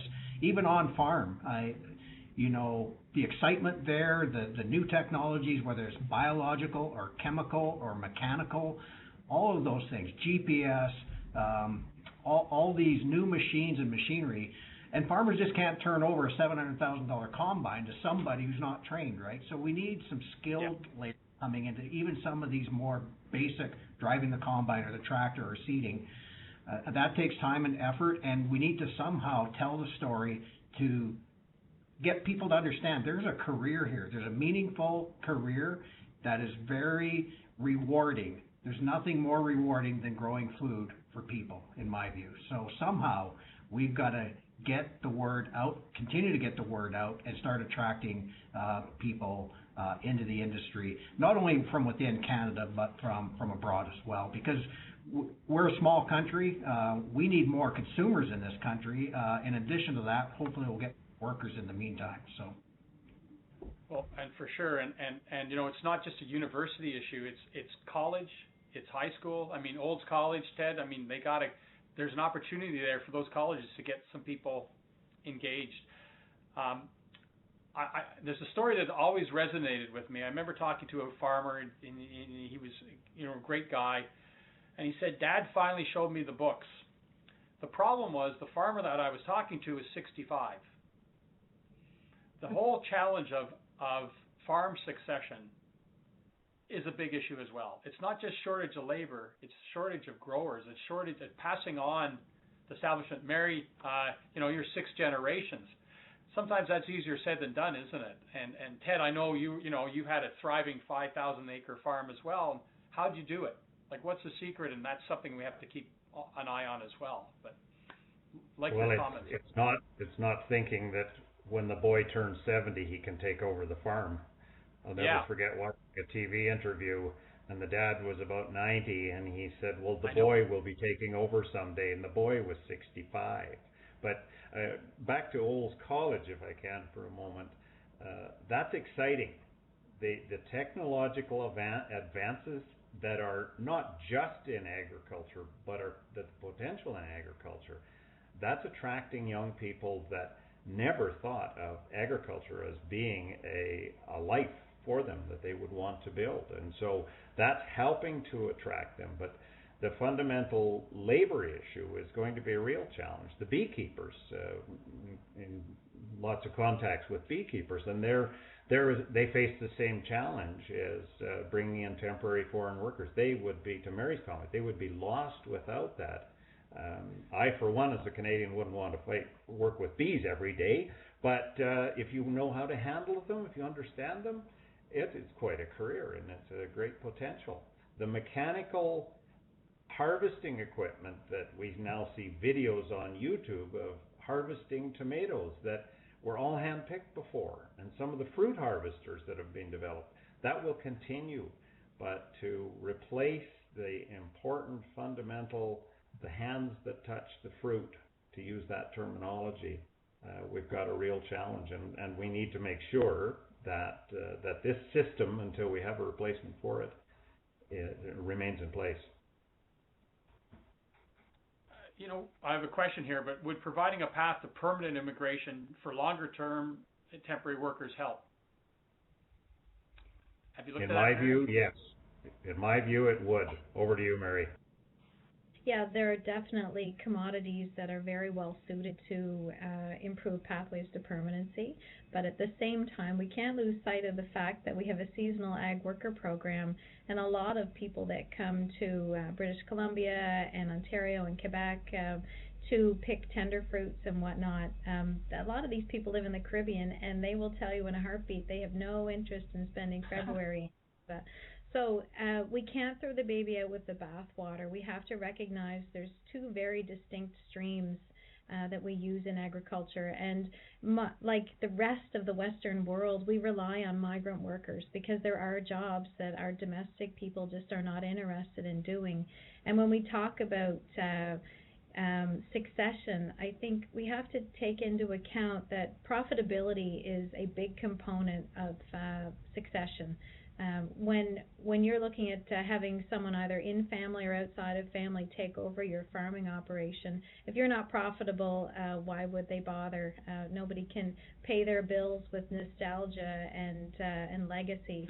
So what we have to ensure is that our farms can be profitable, and I think the 5 points that we've laid out and how we want to see the national ag labor strategy developed will help with that. And there's so many common themes in each of the components we've talked about today, Garth, that a lot of them are simply a rising tide lifts all boats. Yeah, I agree. Well, and that's not a bad segue into our final theme. One of the themes that people are paying attention to are environmental practices. And just as an interesting aside, Ted, we were recently involved in an internship program, and 90% of the candidates had taken environmental studies. And they really have an eye, and the general public has an eye on this area. And really, I guess this is why what you're doing with the roundtable is so important, and the importance of sustainability. And it's frustrating to many of us because we are practicing that, but we need to, as you're going to point out, get out there and tell more people about it. So why don't we move on to our next topic, which is environmental sustainability, meeting the industry's environmental sustainability goals. Well, thank you, Garth, and it's an interesting topic, but it's also a very challenging topic because there, I just about lost you. Technology again. Sorry, I'll X that out and get back to where we belong. As long as I'm still coming through, give me a heads up if I'm still coming through. You are. You're coming through. Great. Thank you. Someone's trying to override my computer. If I asked each one of our panelists to describe sustainability, each one of you would have a different answer, and especially when it comes to environmental sustainability. So this is a very important topic, and that's when I was asked if I would step forward to chair this committee. So we're the overarching committee. As I said, the response was we need, from the roundtable for sustainable crops, we need a strong and active plan. And so they said, let's put together a committee to develop a proposal. And so this is what we've done relative to code of practice for grains, oilseeds, and specialty crops. Assisted by, or driven by, would be a better term, the Scientific Advisory Committee, as well as a Communications and Engagement Advisory Committee. We may be able to develop this, but can we apply it? Can we engage people in the use of it? And it's very important that it actually be accessible to farmers and applicable to farmers, so that they will be able to describe what they are doing and what they're already doing.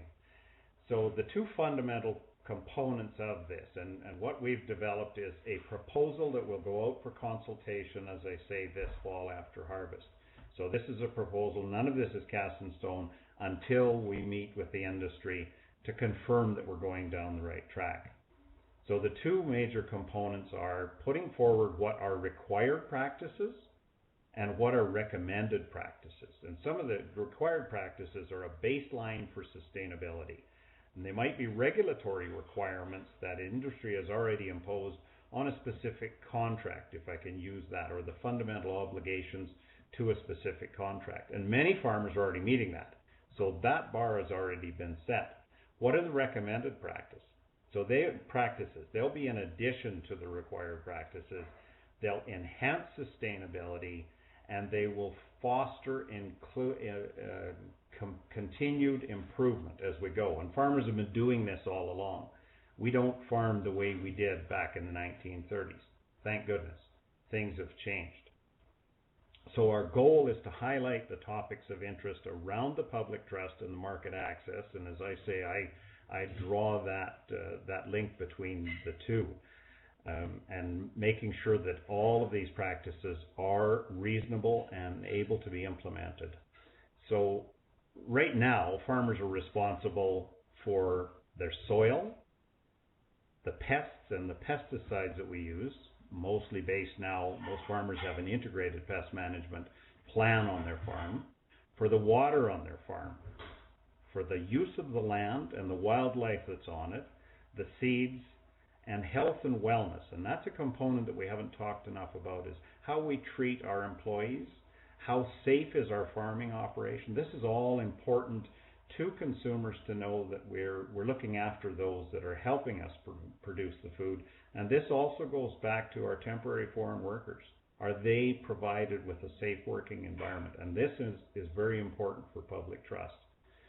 So Fertilizer Canada members, and I would assume that was the majority of your audience today, Garth, would be most interested in the nutrient management portion of this, which is a fairly large component. So various types of requirements as well as recommended practices have been included in the nutrient management portion of this. So the selection of the right source of nutrients, soil and manure testing, crop nutrient requirements, nutrient applications, and included in that is buffer zones, which is very interesting, and we'll be discussing that further in the Canadian Fuel Standards, I understand, as well as storage and record keeping, which all are very important components of what your members do.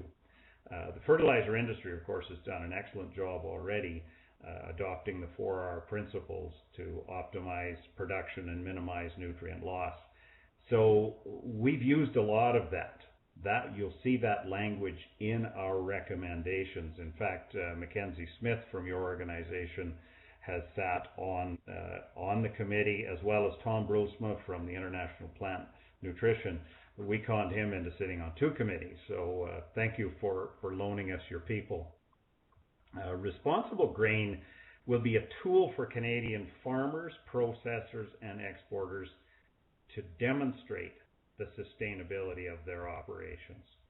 It will be voluntary, so there will not be audits, there will not be on-farm audits, there'll be no producer sign-up sheets. Farmers have enough paperwork as it is, and it'll be national in scope.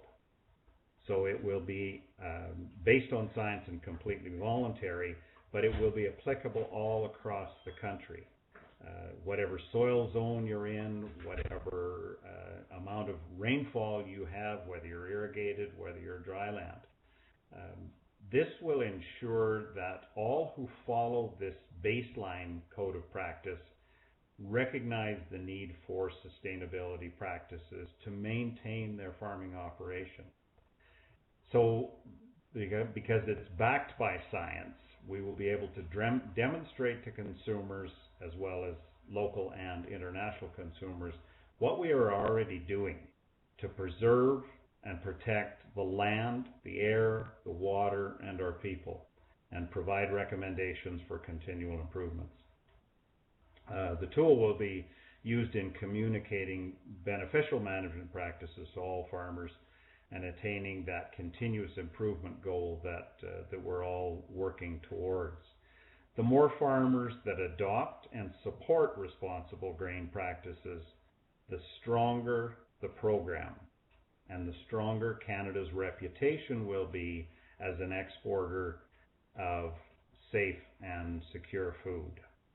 The Roundtable has established the Canada Grain Sustainability Metrics Platform. Many of your members, Garth, will be familiar with that, to provide a macro level view on what the key sustainability measures are. We continue to update that metrics platform, and that will allow us to continue to demonstrate the actual adoption level of the code. We've chosen not to make it mandatory because there's many different programs. We don't want to try to supersede any other program that's already there, but we do need a baseline that farmers can show to consumers. I'll just give you a little example. When I was in China with the University of Edmonton in November, and we were speaking to a Track 2 dialogue, a group of former politicians and well-connected Chinese members of government, I I was asked to come with the delegation to plead the trade side of it, and the fact that canola had been blocked entry, and beef and pork at that time. And I was lamenting the fact that I didn't have even a piece of paper that I could say, this is the code that Canadian farmers follow. I had to tell them that we're still growing under pristine conditions, that we're acting responsibly for growing our grain. But something as simple as a piece of paper to hold up and say, farmers follow this practice. We want to make sure that our local consumers and our international consumers receive products that are grown sustainably, that I can continue to farm as I continue to improve. My children can continue on this same farm and grow more, and even my grandchildren will be able to, on this same land, grow that same crop and grow more of it. So that's, to farmers, that's what sustainability is. As I say, we will not try and replace existing standards. We will be respectful of regional differences of climate, of soil, and of crop varieties.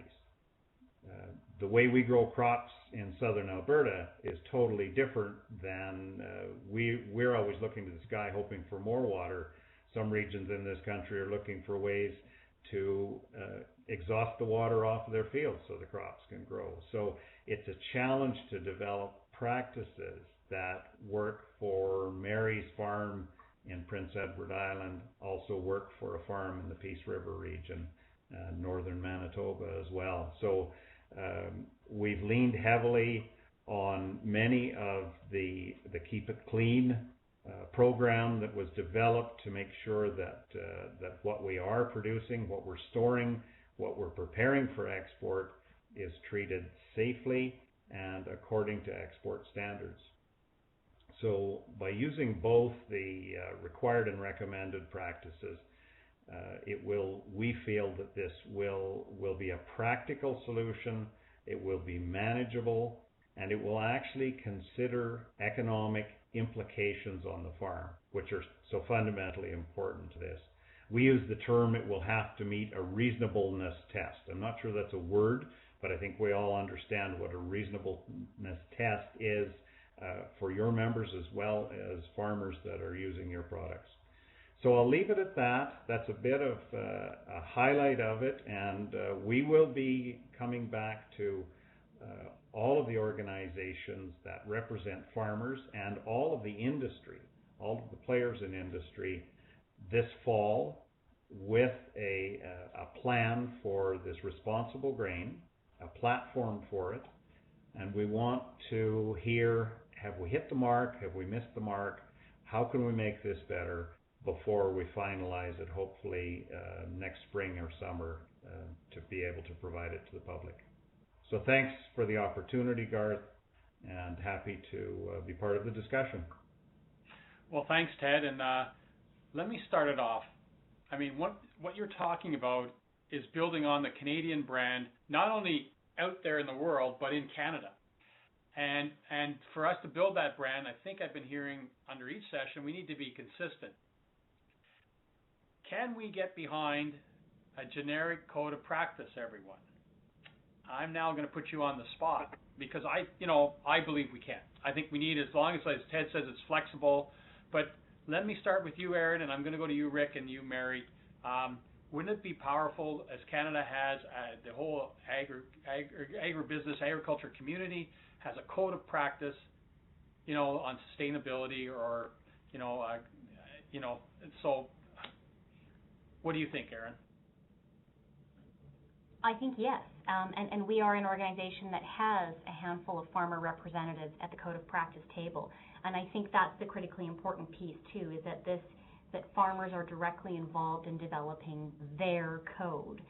I also think that we need to ensure that the Code of Practice has a direct connection, or makes a direct connection between what's happening on the farm practices, and what consumers here in Canada and around the world are looking for. What are their priorities? So making that connection for them, I think, because we're so very well aware of why we do some of what we do on the farm, but I think tying those practices to the priorities of Canadian consumers and those in markets around the world, I think is critically important. So if the code of practice can help us to bridge that gap, I think that's a really important piece.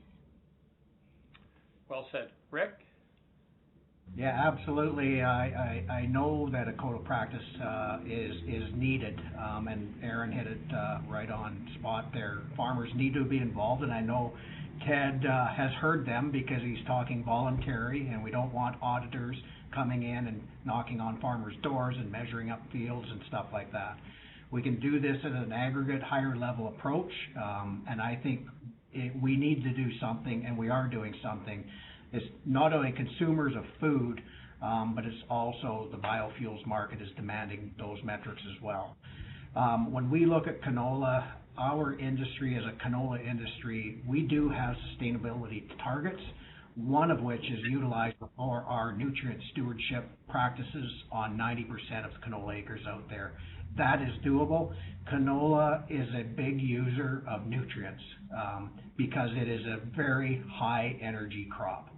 And we need to feed that crop, and we need to be able to continue feeding that crop while making sure that the public understands we're being responsible. So when we look at a code of practice and the Roundtable of Sustainable Crops with the metrics platform, those are all communication opportunities to ensure that consumers understand that we are being responsible stewards of the land and the products that we use on that land. It's absolutely critical, and I'm very confident that we will get there, and we will be stronger at the end of the day when we do get there. Mary? So code of practice for me makes my heart jump a little bit because CFA represents 200,000 farm families across the country, so I don't have the envious position that Rick does to be able to speak about canola in just one thing. So when I talk about code of practice, obviously I'm thinking about our mink farmers, our apple growers, our maple syrup farmers, our aquaculture folks, and everything in between, like the more obvious bits of agriculture. But I think the points that Ted made in particular about ensuring we can demonstrate, because I do believe that the core values are there now, but to be able to demonstrate that we are protecting the land, the air, the water, and our people. I don't think there's much of a downside to that. In particular, when we look at the reasonability test, if I'm going to take Ted's word and even make it a bit longer, we just need to make sure that as we walk through a code of practice standard, we have to not hog tie our producers. Yep. But we definitely, I do believe our core values align with this, and it would be wonderful to be able to go to market with it, to have, as Ted says, that piece of paper to back it up. Yeah, well said, Mary. And I think you're right. I mean, where you stand is where you sit, and so you need to make sure it encompasses everyone. And all you guys know how much we've pushed the 4 Rs. And it's so exciting that we, like I know the CFA's endorsed it. I know with all the groups have, and Rick, with your target, we'll be working with you on the 90% of canola acreage is under 4 Rs. Saskatchewan government's got 25% of their acreage under 4 Rs.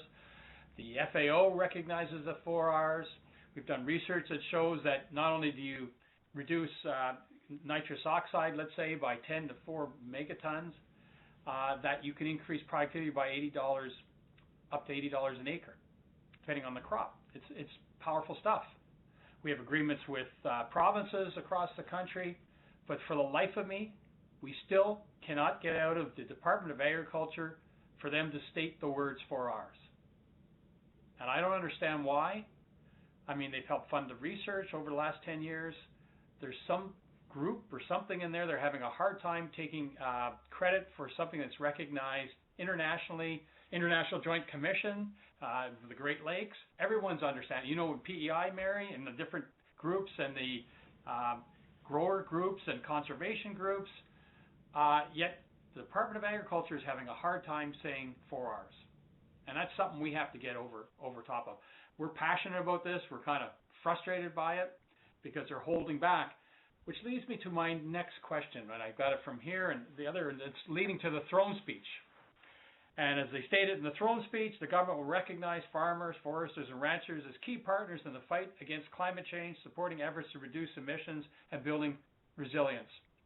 How they've been doing so far? Okay, you got a few hands here. Let's go. Rick and then Aaron, and let's start from there. Okay, thanks. We've been kind of getting frustrated, I guess. One of the answers to climate change through farmers, and this is linked to trade, market diversification, and the opportunity of biofuels. Those things are all connected together, and sustainability as well. We have an opportunity, and the government currently has an opportunity, to raise the renewable content in the diesel pool by up to 5%. They're going down the road of the clean fuel standard, but what our interest is as farmers is more canola utilization into biofuels in this country. It's a domestic market, it's an expanded market. At 5%, we could utilize 1.3 million tons of canola seed, almost getting out there as big as Japan, a new market, and that we know will reduce greenhouse gas emissions by 3.5 million tons of CO2 equivalent. That is like taking 1 million cars off the road. It's right there in front of us, and we are frustrated that it is not implemented yet. We are shipping canola oil over to Europe for their biofuel market, yet we can't create a bigger one here in Canada with the sustainable supply that we have. It is quite frustrating. We are continuing to work with them, but it doesn't get any easier than this to show the benefits, not only for the country, GDP, canola farmers, and the environment. It doesn't get any better than that. And this is something that is not quite there through the current clean fuel standard as we see it yet. Aaron? I will second Rick's remarks, and I will add to that, the conversation that we've been having more recently with respect to offset protocols and what can we do to recognize the contributions that farmers are making. And what we're hearing now from government officials is that we don't want to include any practices that farmers are currently using. So developing a national protocol for conservation tillage, for example, is not part of the conversation any longer. So I'm curious to know how they define recognition, because in our view, that would be one form of recognition. Let's recognize the practices that farmers are doing in the absence of any requirements or regulations that would compel them to do so. And I'll go back, just using an example, I know it's an old one, but I'll go back to the carbon tax, for example, right? That to me further demonstrates a lack of understanding or willingness to accept how these policies impact farmers when they know, for example, that the objective with the carbon tax is to incentivize a practice change or a different behavior from Canadians. But you know, for example, that you can't use anything other than natural gas or propane to dry grain. Why would you apply a carbon tax to that when there's no alternative for Canadian farmers right now? If there were an alternative, we could have a conversation, but there simply isn't, and they know that. So I'm curious to see how they define recognize. I don't know if anybody else wants to jump in, but I think we still, Mary? I was just going to say what Aaron and Rick have said. They've nailed it. It's meant to curb consumption, but they haven't given us an alternative, so that doesn't really jive. And looking at the throne speech and their commitment to recognize farmers, foresters, and ranchers as partners in the fight on climate change, I guess the devil is in the details. So in agriculture, we're eternally optimistic, so let's hope that this time they actually bring their A game to it, because we are a big part of the answer. I totally agree, and it's frustrating because we want to be seen as part of the solution. And and you know, there's an old saying: if you're not at the table, the policy table, you're on the policy menu, and that's part of what our concern is here. But even, you know, when you look at the Dominic Barton, I talked to Dominic and I talked to Murad with the Agri-Food Economic Roundtable. And I said, where's your sustainability principle? And they go, yeah, that's one we got to work on. You know, like, I mean, somehow we have to highlight it collectively. And I think this code of practice, and if it can meet everyone's needs, is a great way to start pushing that and pushing back, because our research is showing that a lot of growers are already doing these practices. We just need to prove that we are doing it. And so that's one of the things. I could go on for another hour. I'm not sure our viewers could, but I certainly could, because I'm really enjoying this. We're just getting warmed up as far as I'm concerned. But I got to say, you guys have you exceeded my expectations, and my expectations were way, way high. So it's been really, really great. A really great discussion on key areas like infrastructure, trade, labor, and environmental sustainability. I really appreciate what you've been doing, and we got to keep pushing the message. I really do believe that agribusiness, agriculture is Canada's ace in the hole, not just for its own sector, but as the dominant economic sector. And study after study showing that. Food security is huge. The world's going to need it. We are there. We've got a trusted brand, water, soil, great infrastructure. There's a lot of things, great growers. There's things we can do. And to me, it's a nonpartisan issue. But I just really want to thank you, the four of you, for doing this. And also, I really want to thank, as Ted pointed out, I got to thank Kim Devison for herding all this together, making sure it's being done, and also Catherine King and my staff. And there's been many others, but Catherine really did a great job as well.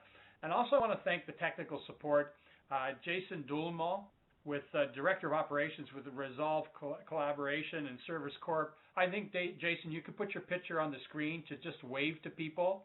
I know you have the technology to do it. Well, maybe he won't. But you know what? Great job. Thanks, everyone, and thanks to our viewers. There he is. Thanks so much, Jason. Great. And thanks to all of you, and thanks to our viewers. The hour went by really quickly, and a lot of good discussions, and I think there's more we need to do. I really appreciate it, everyone. Bye for now.